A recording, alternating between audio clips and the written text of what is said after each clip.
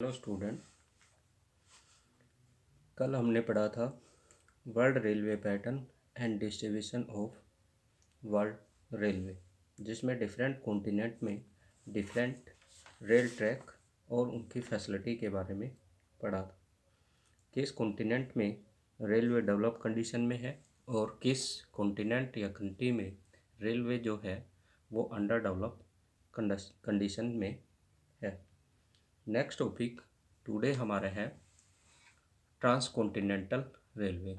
What do you mean transcontinental railway? कल भी ये थोड़ा सा बताया था, आज फिर बताते हैं। ट्रांसकॉन्टिनेंटल रेलवे जो है वो कॉन्टिनेंट के एक पार्ट से दूसरे पार्ट के डिफरेंट कंट्री को कनेक्टिविटी प्रोवाइड करता है, रेलवे ट्रांसपोर्ट फैसिलिटी प्रोवाइड करवाता है।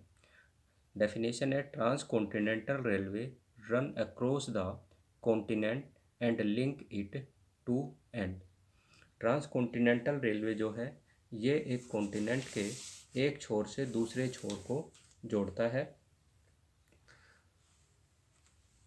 इसका जो डेवलपमेंट होता है, इसका कंस्ट्रक्शंस जो होता है वो पॉलिटिकल और सिक्योरिटी पर्पज़ के लिए किया जाता है।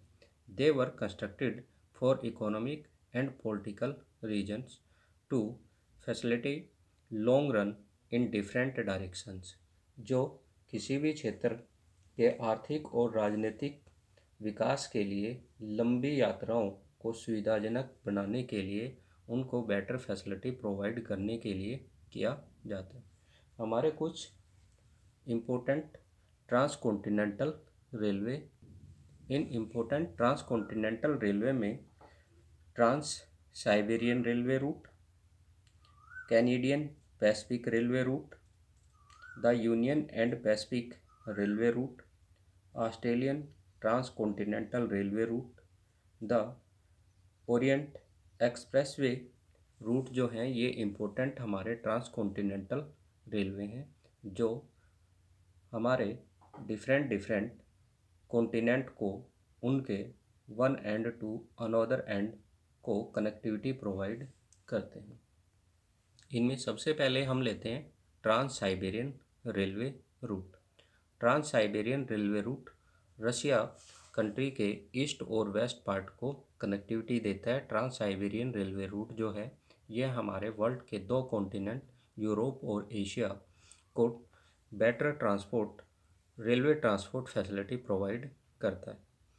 This is an trans Siberian railway major rail route of Russia run from Saint Petersburg in the west to Vladivostok on the Pacific coast in the east, passing through Moscow,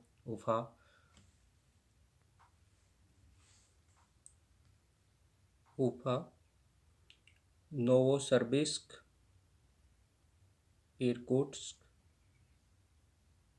Chita and Khabarovsk region से connectivity देता है। It is the most important route in Asia and the longest 9332 kilometre long. Double track and electrified train continental railway in the world. यह double track है और पूरा electrified है, यानी कि इलेक्ट्रिक ट्रेनें यहाँ पर चलती हैं। It has help in the opening up its Asia region to West European market। इसके बनने से एशिया का मार्केट और वेस्ट यूरोप के पार्ट को बेटर कनेक्टिविटी हुई, जिससे इंटरनेशनल ट्रेड के अंदर फैसिलिटी प्रोवाइड हुई। It run across the Ural mountain Ob and Yenisei river. Chita is an important agro centre and Irkutsk a fur centre. जो यहाँ इस रेलवे रूट के ऊपर यूराल माउंटेन है उसको ये पार करता है। इसमें ओब और येंसी रिवर्स जो क्रॉस होती हैं, जिनको ये क्रॉस करके आगे चलता है। और चीता यहाँ का महत्वपूर्ण कृषि उत्पादन क्षेत्र है, कृषि केंद्र के रूप में विकसित है। और यहाँ का इरकुट्स्क जो केंद्र है वो फर का मेन इम्पोर्टेंट सेंटर है।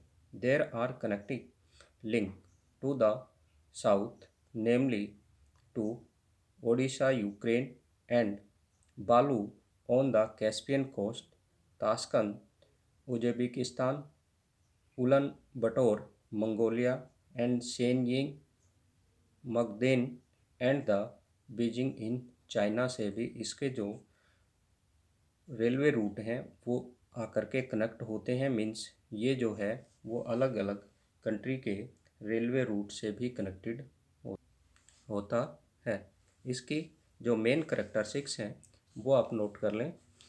The main characteristics of trans continental railway. Trans Siberian railway is the world longest railway line which joins St. Petersburg in the west to Vladivostok in the east. Second characteristic है, it is the most important route in the Asia and the longest 9,332 kilometer double track and electrified train continental railway in the world. The third characteristic, this railway line was constructed for administrative and military purpose, but it has assumed much economical importance with passage of time. समय के साथ साथ इसका starting में जो use किया गया था, कंस्ट्रक्शन किया गया था, वो एडमिनिस्ट्रेटिव और मिलिट्री पर्पज़ के लिए किया गया, परंतु जैसे जैसे इकोनॉमिक पर्पज़ के लिए इसका यूज़ बढ़ा तो ये उसके लिए भी इम्पोर्टेंट हो गई। नेक्स्ट करेक्टरिस्टिक्स है, this railway line connected Asian market to European market. ये यूरोप और एशिया के मार्केट को कनेक्टिविटी प्रोवाइड करती है, क्योंकि रशिया कंट्री जो है वो यूरोप और एशिया दोनों कॉन्टिनेंट के अंदर फैला हुआ है। The Siberia part of Russia has benefited a lot from this railway line. Siberia is very rich in mineral, forest, agriculture and animal resource. रूस का जो साइबेरियन रीजन है, ये साइबेरियन रीजन्स एग्रीकल्चर, फॉरेस्ट और मिनरल में richest area है, जिसको हम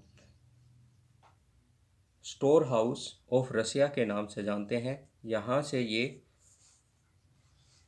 इस रेलवे रूट के थ्रू रॉ मटेरियल जो है वो इंडस्ट्रियल सेक्टर तक सप्लाई किया जाता है। यह रेलवे रूट यूरोप और एशिया दोनों कॉन्टिनेंट को कनेक्टिविटी प्रोवाइड करता है। Next characteristics, this railway line connected to the countries like Ukraine, Uzbekistan, Mongolia, Mukden and China.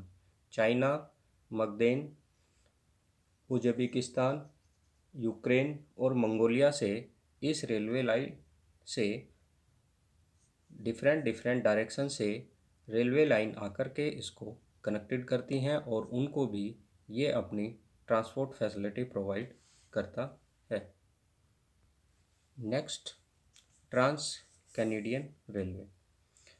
ये second largest trans Canadian railway line है वर्ल्ड का। This 7,050 kilometre long railway line in the Canada run from Halifax in the east and Vancouver on the Pacific coast, passing through Montreal, Ottawa, Winnipeg, Calgary.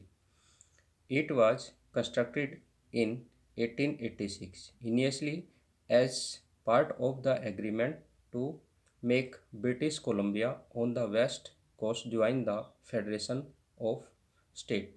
Starting में इसका निर्माण military purpose के लिए किया गया था, क्योंकि इसमें कनाडा के जो अलास्का रीजन है उस अलास्का और कोलंबिया रीजन्स को कनाडा के अंदर इसको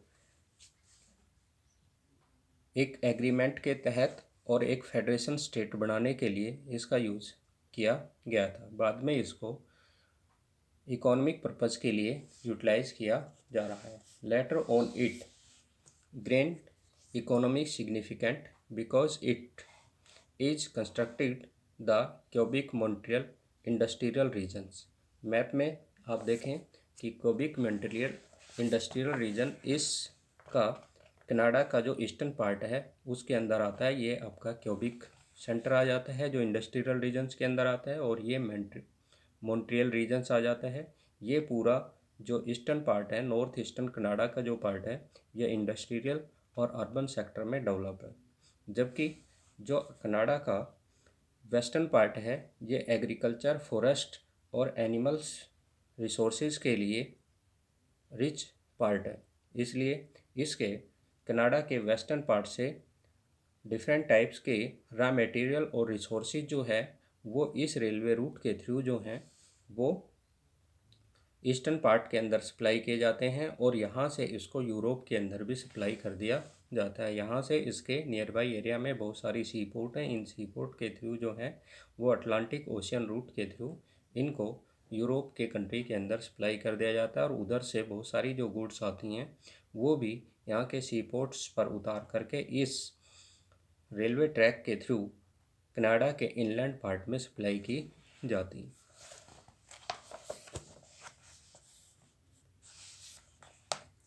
cubic Montreal industrial regions with the wheat belt of the prairie region. जो इसका प्रेरी रीजन एरिया है, उस प्रेरी रीजन जो व्हीट का प्रोडक्शन एरिया है उसको ये अपनी फैसिलिटी प्रोवाइड करवाता है। And coniferous forest regions in the north, और नॉर्थ के अंदर जो कैनीफेरियस रीजन्स है उन फॉरेस्ट एरिया हैं, वहाँ के फॉरेस्ट रिसोर्सेज को भी ये रेलवे लाइन जो है वो कनाडा के ईस्टर्न पार्ट को सप्लाई करता है। Thus each of these regions became the complementary to other. इस प्रकार यह एक प्रदेश को दूसरे प्रदेश से जोड़ने के लिए महत्वपूर्ण संपूरक मार्ग के रूप में, कॉम्प्लीमेंट्री रूट के रूप में काम करता है। A loop line from Winnipeg to Thunder Bay. जो सुपीरियर की खाड़ी है उस सुपीरियर की खाड़ी के पास से इसमें बहुत सारी जो हैं वो लूप लाइन्स निकलती हैं, मीन्स छोटी लाइन्स निकलती हैं। Connected this rail line with one of the important waterway of the world. जो यूएसए का सेंट लॉरेंस वाटरवे है उसको ये अपनी कनेक्टिविटी प्रोवाइड करता है। इस रेल रूट से थंडर सुपीरियर के पास जो सी पोर्ट्स बने हुए हैं, जो सेंट लॉरेंस वाटरवे को अपनी फैसिलिटी प्रोवाइड करते हैं, वहाँ इस रेलवे लाइन के स्टेशन से सामान को अनलोड कर दिया जाता है और सी पोर्ट के थ्रू उसको यूएसए के इनर पार्ट के अंदर सप्लाई कर दिया जाता है। The railway line with one of the important waterway of the world. This line is the economic artery of Canada. यह रेलवे लाइन जो है वो कनाडा की आर्थिक धमनी मानी जाती है, इकोनॉमिक आर्टरी मानी जाती है। जैसे कि बॉडी के अंदर जो हमारी आर्टरी होती है, वेन होती हैं, ये ब्लड को वन पार्ट से अनदर पार्ट में सप्लाई करते हैं। इसी प्रकार से जो ट्रांस कैनेडियन रेलवे लाइन है ये भी कनाडा के और यूएसए के वन पार्ट से अनदर पार्ट्स को रॉ मटेरियल और फिनिश गुड्स सप्लाई करती है, जो कनाडा की इकोनॉमिक एक्टिविटी में इम्पोर्टेंट रोल होता है। This line is economic artery of Canada. Wheat and meat are the important exports on this route. गेहूँ और मांस इस रेलवे रूट के द्वारा सबसे अधिक इंपोर्ट एक्सपोर्ट की जाने वाली गुड्स हैं।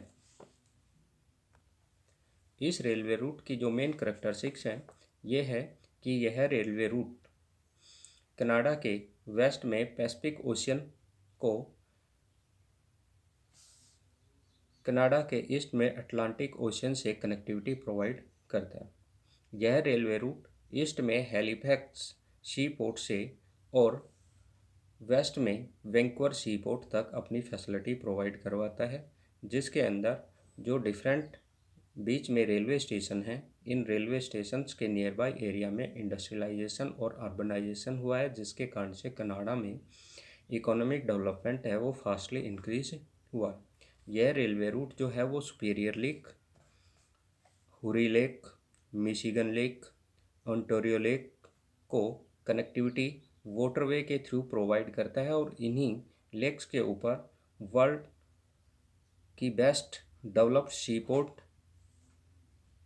सिचुएटेड हैं, जिसके कारण से यहाँ से जो यूएसए में इनलैंड वाटरवे हैं उनके थ्रू यह रेलवे रूट कनेक्टेड होकर के उनको अपनी ट्रांसपोर्ट फैसिलिटी प्रोवाइड करवाते। Next trans continental railway route आता है यूएसए का, the Union and Pacific railway. This rail line connected New York on the Atlantic coast and San Francisco on the Pacific coast, passing through Cleveland, Chicago, Omaha, Evans, Ogden and Sacramento. इन स्टेशनों को ये अपनी facility provide करता है। Map में देखिए ये कहाँ से कहाँ तक। इसमें आप देखिए ये यूएसए के न्यूयॉर्क में ईस्ट में अटलांटिक ओशन के कोस्ट से कनेक्टेड जो सी पोर्ट है वहाँ से ये स्टार्ट होता है और इसके बाद ये जो है ये आगे बढ़ते हुआ और वेस्ट कोस्ट जो पैसिफिक ओशियंस के अंदर है सैन फ्रांसिस्को वहाँ तक ये कनेक्टिविटी प्रोवाइड करता है। बुक में ये मैप नहीं है इसलिए ये इसमें दिखाया गया। इसमें जो इसके लास्ट टर्मिनल स्टेशन है इनको आपको अच्छे से याद रखना है क्योंकि ये 1 मार्क्स के अंदर और जो मैप के क्वेश्चन हैं उनमें पूछे जा सकते हैं। ईस्ट में जो अटलांटिक ओशन के कोस्ट पर है न्यूयॉर्क और वेस्ट में जो पैसिफिक ओशन के कोस्ट पर सैन फ्रांसिस्को, इसमें 2 टर्मिनल स्टेशन है। बीच के इसमें टर्मिनल जो स्टेशन है इसमें लॉस एंजल्स वगैरह जो हैं ये भी दिए गए हैं। इसके बाद इसमें जो इम्पोर्टेंट वैल्यूबल गुड्स इंपोर्ट और एक्सपोर्ट्स होती हैं वो the most valuable export on this route are और grain, paper, chemical and machinery. इसमें यूएसए के वेस्टर्न पार्ट से जो रॉ मटेरियल है वो ईस्टर्न पार्ट न्यूयॉर्क की साइड के अंदर इंपोर्ट होता है और यहाँ से जो इंडस्ट्रियल गुड्स होती हैं, मैन्युफैक्चरिंग गुड्स होती हैं वो यूएसए के वेस्टर्न पार्ट की ओर सप्लाई की जाती है क्योंकि वहाँ इनकी अधिक डिमांड है। यूएसए के जो ग्रेन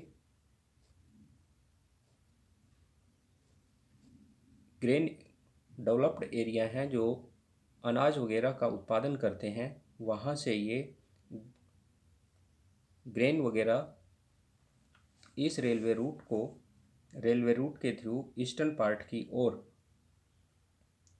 सप्लाई किए जाते हैं। यहाँ से इनको यूरोप और अदर कंट्री को अटलांटिक ओशन रूट के थ्रू सप्लाई कर दिया जाता है।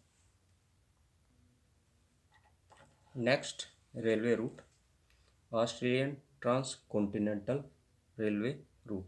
This railway line run west east across the southern part of the continent from the Perth on the west coast to Sydney on the east coast। यह railway root Australia के eastern और western part को connectivity देता है। Eastern part में इसमें Sydney जो इसका लास्ट टर्मिनल स्टेशन है और वेस्टर्न पार्ट में लास्ट टर्मिनल स्टेशन जो है वो पर्थ है। इसके अंदर जो मुख्य रेलवे स्टेशन